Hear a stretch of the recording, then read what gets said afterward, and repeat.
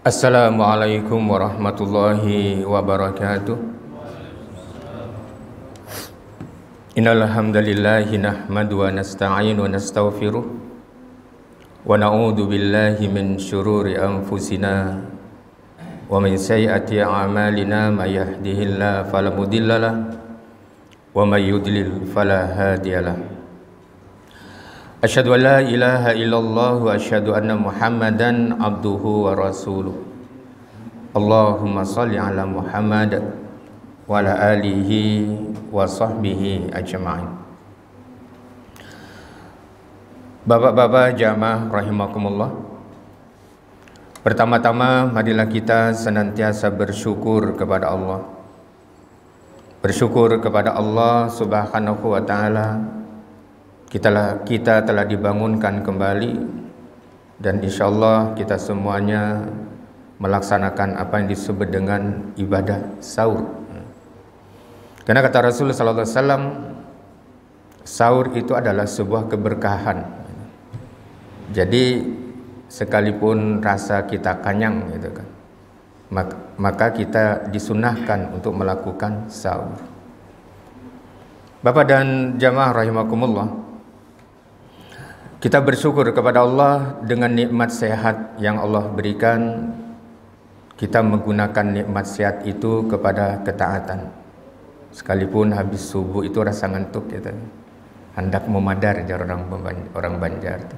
Akan tapi sejenak kita mari sama-sama mengkaji apa yang telah difirmankan, apa yang telah disabdakan oleh Rasul kepada diri kita, yang kita bisa mengambil satu ibrah pelajaran di situ.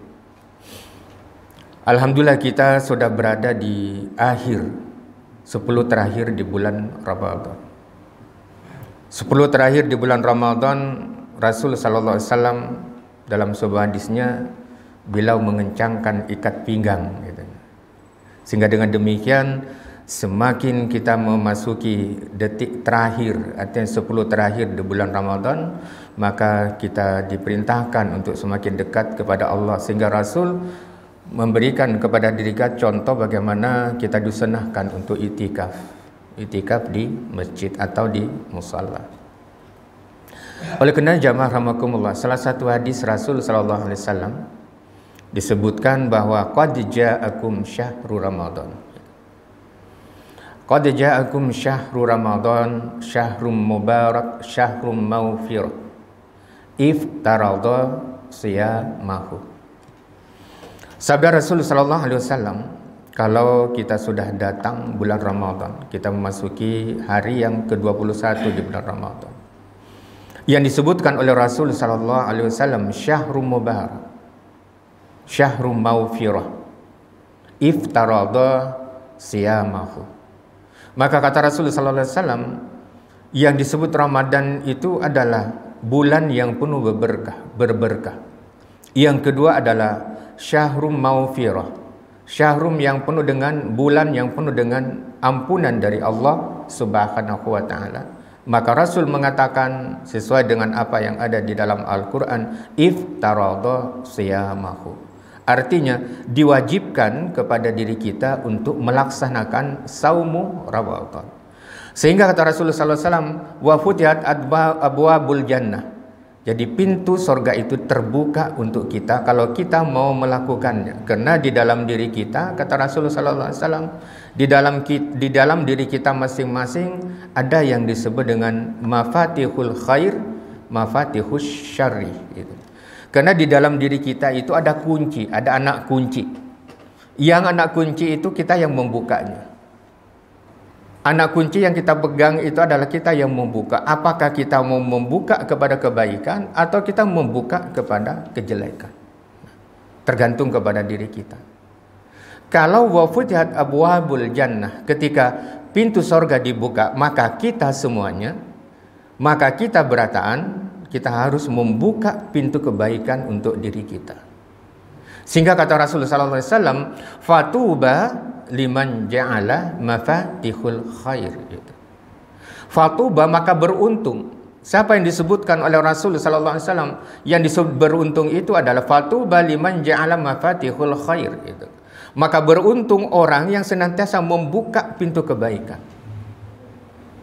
Kebaikan itu banyak, gitu kan. Jalan kebaikan itu banyak. Kita tadarus, kita membaca Al-Quran, kita sedekah, kita infak, dan kita melakukan sebuah kebaikan. Maka itu adalah jalan-jalan untuk membuka pintu kebaikan. Karena kata Rasulullah SAW, kullu ma'rufin sadaqah. Kullu ma'rufin sadaqah. Setiap sesuatu yang baik itu adalah sedekah. Kita tekurihin dengan orang, senyum, itu sesuatu yang baik. Maka senyumnya kita dengan ikhlas itu, betagurnya kita dengan kekawalan, itu adalah disebut dengan sedekah.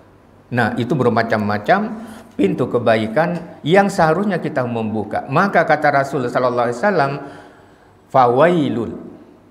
Fawailul itu banyak di Al-Quran itu, fawailul lil mukadzibin, itu kan. Maka celaka orang yang mendustakan agama. Maka Rasul mengatakan, fawailul liman ja'ala mafatihus syarri ala yadaihi.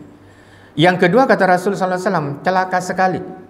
Siapa yang disebutkan oleh Rasul SAW orang yang celaka itu adalah liman ja'ala mafatihus syarri, ketika dia membuka pintu kejelekan. Disuruh membuka pintu kebaikan, dia kadahakun, akan tapi pintu kejelekan itu selalu dibuka. Artinya apa? Ketika kita diwajibkan untuk melakukan kebaikan, akan tetapi pintu dosa yang dilakukan. Sehingga kata Rasulullah SAW, ada orang yang rugi. Ada beberapa orang yang termasuk golongan yang rugi ketika dia bertemu dengan bulan Ramadan. Yang termasuk dari orang yang rugi itu, yang pertama kata Rasul SAW di dalam hadis Imam Ahmad itu dikatakan bahwa seburuk-buruk kaum. Seburuk-buruk kaum itu siapa yang disebutkan di dalam riwayat itu adalah seburuk-buruk kaum adalah seseorang yang baru mengenal Allah ketika bulan Ramadan. Ada seseorang itu mengenal Allah itu cuma di bulan Ramadan. Mengenal salat berjamaah cuma di bulan Ramadan. Mengenal sedekah ketika di bulan Ramadan. Tidak demikian. Yang dimaksudkan bagaimana beberapa kali kita melaksanakan ibadah atau saum Ramadan, maka semakin tahun dan semakin tahun ke depan maka akan semakin meningkatkan sebuah nilai ibadah kita. Sehingga kata Rasulullah SAW, yang kedua adalah orang yang rugi ketika bertemu dengan bulan Ramadan, maka Ramadan itu dianggap biasa-biasa saja. Tidak ada peningkatan, tidak ada kesadaran, tidak punya rasa empati, dan tidak ada punya rasa bagaimana ingin membantu orang-orang lain yang tidak mampu misalnya. Nah, itu disebutkan orang yang rugi itu adalah ketika seseorang itu menganggap bulan Ramadan itu sesuatu yang biasa-biasa saja, sama dengan bulan-bulan yang lainnya.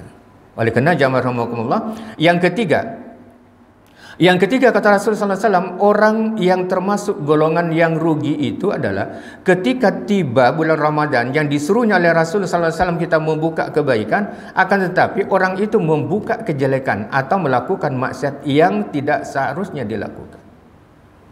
Dan yang keempat jamaah rahimakumullah, orang yang rugi ketika bulan Ramadan itu adalah ketika seseorang itu melaksanakan saum, ibadah di bulan Ramadan, ibadah puasa di bulan Ramadan itu, maka orang itu tinggal hanya lapar dan dahaga saja. Kenapa? Yang dilakukannya itu pada saat di bulan Ramadan itu dia selalu menggunjing atau melakukan perbuatan-perbuatan ngomongin orang lain. Nah, itulah yang harus kita jaga.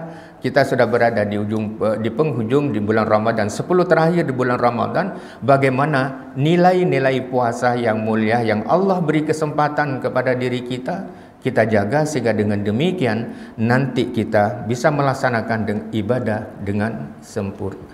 Itulah beberapa orang yang disebutkan oleh Rasul sallallahu alaihi wasallam orang yang rugi. Kita kembali kepada hadis yang pertama tadi.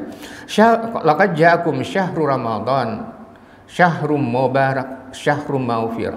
Bulan yang penuh keberkahan dan bulan yang penuh dengan maghfirah. Bulan yang disebut dengan bulan pengampunan. Oleh karenanya, maka kita bertanya kepada diri kita, siapa gerang yang mendapatkan ampunan itu siapa? Orang yang mendapatkan ampunan di bulan Ramadan itu siapa? Maka berdasarkan dari hadis Rasul sallallahu alaihi wasallam ada 5 golongan. Ada 5 golongan orang yang mendapatkan ampunan dari Allah Subhanahu wa taala ketika dia berada atau menjumpai bulan Ramadan.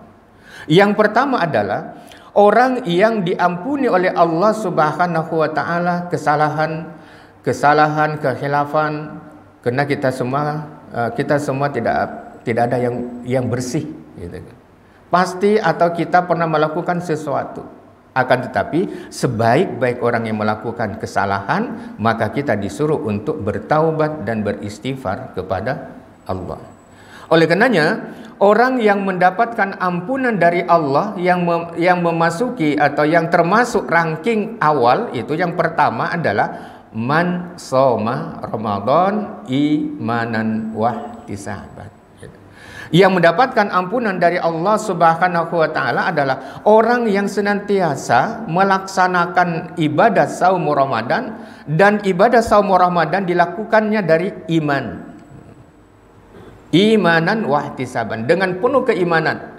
Karena yang dipanggil oleh Allah, ya ayyuhallazina amanu, yang dipanggil orang-orang yang beriman.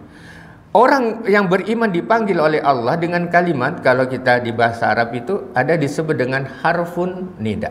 Artinya ajakan kasih sayang Allah yang dimulai dari kalimat harfun nida. Panggilan kesayangan itu adalah yang dimulai dengan kalimat ya. Ya ayyuhalladzina amanu, ya ayyuhan nas di dalam Al-Qur'an. Hendaklah kalian, wahai orang-orang yang beriman, hendaklah kalian melakukan ibadah puasa. Dengan apa kita melakukan ibadah puasa? Adalah dengan keimanan yang sesungguhnya. Artinya kita melakukan ibadah puasa itu tidak pernah mengeluh. Itu yang pertama. Yang kedua, tidak ada keterpaksaan karena bulan Ramadan, keadaan nyaman. Coba kalau kita lihat di pelabuhan itu, seperti pasar aja, orang kada berpuasa. Dari deretan jalanan itu, Masya Allah gitu. Kita hanya bisa mengucapkan istighfar gitu kan. Ya kalau orang kerja berat masih ada keringanan gitu. Tapi orang yang kerja ringan juga bermobil datang ke situ. Termasuk daerah situ di Cendana itu. Baru 2 hari bulan Ramadan sudah banyak orang bermobil itu masuk ke salah satu rumah makan di situ. Kenapa ulun tahu? Ulun melihat, karena ulun bergunting di rumah makan itu. Nah, kita Masya Allah, bukan kita merasa tidak, akan tetapi kita banyak koreksi ketika Allah memanggil diri kita, maka yuk kita melakukan kan gitu kan, dengan penuh keimanan wahtisaban. Tidak hanya sekedar iman kepada Allah, akan tapi wahtisaban. Apa yang kita lakukan dari mulai kita sahur sampai kita melakukan kesadaran ibadah puasa sampai terbenam matahari itu, kita lakukan tidak lain adalah karena mengharap ridho dari Allah Subhanahu wa taala. Kita mengharapkan ridha dari Allah Subhanahu wa taala. Kenapa di dalam hadis Rasul sallallahu alaihi wasallam ada 2 kenikmatan? Ada kedua kenikmatan kata Rasul sallallahu alaihi wasallam ketika orang itu berpuasa. Yang pertama adalah ketika kita berbuka ya, menunggu gitu kan. Macam-macam itu makanan gitu kan. Minum banyu, teh, sudah makan hadis itu sudah terasa kenyang gitu. Kalau kita sebelumnya udah makan ini. Coba kalau kita buka puasa 1 gelas teh aja, kurma 1, udah merasakannya. Nah, itu disebutkan bagaimana kegembiraan orang-orang itu ketika dia melakukan buka puasa. Yang kedua, kata Rasul sallallahu alaihi wasallam, nikmat yang kedua itu ketika kita berataan bertemu dengan Allah nanti. Merinding juga kita. Ketika kita bertemu dengan Allah Subhanahu wa taala nanti, ketika kita membawa nilai puasa kita. Ketika kita bertemu dengan Allah, maka 2 kegembiraan itulah yang dinikmati oleh orang-orang yang berpuasa. Maka kita tidak tahu, kata Rasul sallallahu alaihi wasallam, berapa nilai puasa kita, pahala kita. Allah yang akan membalas dari apa yang kita lakukan. Itu yang pertama. Yang pertama adalah orang yang diampuni oleh Allah dosanya itu, yang disebut dengan syahrul maghfirah, itu adalah orang yang melakukan ibadah puasa imanan wahtisaban. Ghufira lahu ma taqaddama min dzambi. Yang kedua sekarang. Yang kedua adalah orang yang diampuni oleh Allah dosanya itu, yang kedua adalah, kalau tadi man shoma, siapa yang berpuasa. Yang kedua adalah man qoma. Mangkoma itu adalah siapa orang yang berdiri. Koma itu kan berdiri. Sehingga kalau kita sholat itu kan ada petugas yang melantunkan iqamah. Maka begitu dilantunkan iqamah, tidak ada lagi orang yang duduk, segera berdiri. Karena panggilan sholat sudah dimulai. Makanya Rasul sallallahu alaihi wasallam dalam fikih itu disebutkan bahwa kalau kita lagi sholat sunnah 2 rakaat, sedangkan iqamah sudah dikomandangkan, boleh kita membatalkan sholat sunnah kita. Nah, itu bagaimana pentingnya kita bersamaan dengan takbir iman. Allahu Akbar, maka fakabbara. Ketika imam itu sudah mengucapkan Allahu Akbar, maka makmum di belakang mengucapkan Allahu Akbar. Fakabbara yukabbiru itu kan. Bagaimana kita kalau imam itu sudah mengucapkan Allahu Akbar, maka makmum pun harus sudah mengangkat tangannya di belakang. Dan bagaimana mengangkat tangan dalam kajian fikih? Ada orang Allah itu. Bagaimana sesungguhnya dalam fikih ketika kita mengangkat kedua tangan kita Allah, maka kedua telapak tangan kita ini menghadap ke kiblat. Menghadap ke kiblat dan ujung jari kita ini tidak melebihi dari daun telinga kita. Sehingga dengan demikian itulah yang dicontohkan oleh Rasul. Begitu bar itu Allahu Akbar. Ada juga orang Allah putar-putar baru ada kalau kita lihat. Lalu takut nih kenapa pian kayak itu ada ke anunya? Belum hendak belajar Bang. Belum. Soalnya kan didahulukan tangan kanan, sedangkan tangan kiri di bawah. Lalu diputar-putar dulu baru kiri. Nah, gini putar, Nah, itu sebuah logika yang menurut ulun kurang pas menurut hadis Rasul ayyamini wasimali. Ansimali wa yamini, artinya tangan kanan di atas tangan kiri yang memegang ini gitu, bukan ini akan tapi ini. Fi sadri, ada juga yang di perut, ada juga yang di bawah perut dipegangnya. Sebetulnya kata Rasul sallallahu alaihi wasallam, maka ketika dia bersedekap itu fi sadri, di dadanya. Nah, itulah beberapa perintah kata Rasul sallallahu alaihi wasallam, wa man qama Ramadan. Artinya orang yang senantiasa konsisten menjalankan ibadah sholat di bulan Ramadan. InsyaAllah kita berataan semua termasuk pada golongan yang satu dan golongan yang kedua. Yang ketiga, jamaah rahimakumullah, siapa yang diampuni oleh Allah Subhanahu wa taala dosanya ketika dia bertemu dengan bulan Ramadan. Siapa mereka? Yang ketiga kata Rasul sallallahu alaihi wasallam, wa man qama lailatul qadri. Artinya adalah yang ketiga yang diampuni oleh Allah Subhanahu wa taala itu adalah man qama lailatul qadri. Artinya orang yang salat pada malam qadar. Salat tarawih maksudnya. Kita di malam qadar dan malam tadi kita sudah banyak di masjid-masjid, orang iktikaf atau dari mulai jam 12 lalu bulikan sahur, yang dikerjakan adalah zikir, istighfar dan membaca Al-Quran. Maka orang yang melakukan hal yang demikian dari mulai salat tarawih, mudah-mudahan 21 termasuk salah satu yang dijanjikan oleh Rasul sallallahu alaihi wasallam malam ganjil pada 10 terakhir bulan Ramadan, termasuk malam qadar, sehingga kita semua menemui malam qadar, karena tidak ada satupun manusia yang bisa mengetahui itu. Di dalam hadis, di dalam ulama itu menafsirkan malam qadar, malamnya itu tidak panas, tidak dingin, sepoi-sepoi. Kita sulit untuk menentukan itu. Begitu juga siangnya, sekalipun suasana terang akan tetapi adem rasanya ke awak gitu. Itu salah satu canda dalam uraian daripada para ulama itu. Oleh karena jamaah rahimakumullah, siapa yang sholat pada malam qadar. Ada juga hadis menyebutkan malam qadar itu 21, 23, 25, 27 dan 29. Ada juga yang tidak mau ketinggalan, dia tidak menghitung ganjil, akan tapi dari mulai malam 20 sudah dia duduk di masjid. Nah, macam-macam bagaimana kita meraih dan mendapatkan malam qadar. Artinya orang yang diampuni oleh Allah Subhanahu wa taala itu adalah orang yang sholat, orang yang melakukan ibadah pada malam qadar. Kita masih punya kesempatan, insyaallah. Kita masih punya kesempatan dan mudah-mudahan kita berataan diberikan kesempatan untuk bertemu dengan malam qadar seperti ayat yang sering kita inna anzalna dan seterusnya. Yang keempat, jamaah rahimakumullah, yang keempat adalah orang yang diampuni oleh Allah Subhanahu wa taala dosanya itu adalah wa man fattara shaiman. Wa man fattara sha'iman artinya adalah orang yang membukakan orang yang berpuasa. Misalnya kita punya kelebihan rezeki gitu kan. Punya kelebihan, ada keringanan di hati kita untuk ikhlas, lalu kita bagikan ke musala walaupun hanya bingka atau apa, kita kasihkan untuk orang-orang yang melakukan atau melaksanakan saumu Ramadan. Karena kata Rasul sallallahu alaihi wasallam, orang yang membukakan orang yang berpuasa, ghufira lahu ma taqaddama min dzambi. Maka orang itu akan diampuni oleh Allah segala kealfaan dan kesalahannya.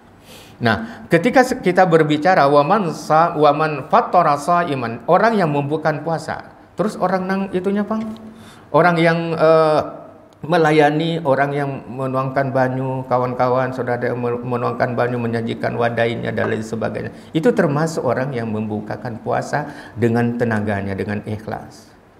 Misalnya di sini buka puasa mesti ada kan petugas yang menyajikan, yang merewang, yang membantu dan lain sebagainya. Itu termasuk orang yang wamang faktora iman, orang yang membukakan puasa di bulan Ramadan. Yang terakhir jamaah rahimakumullah, yang terakhir orang yang diampuni oleh Allah dari kesalahannya ketika dia bertemu dengan bulan Ramadan. Yang terakhir adalah orang yang senantiasa berdoa. Orang yang senantiasa berdoa kepada Allah.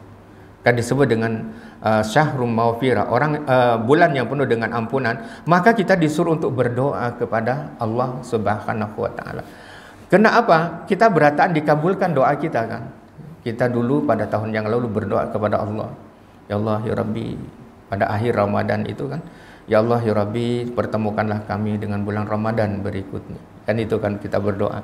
Maka doa itu dikabulkan oleh Allah sehingga kita bisa melaksanakan saum Ramadan ini sampai ke malam atau hari yang 20 ini, 21 ini.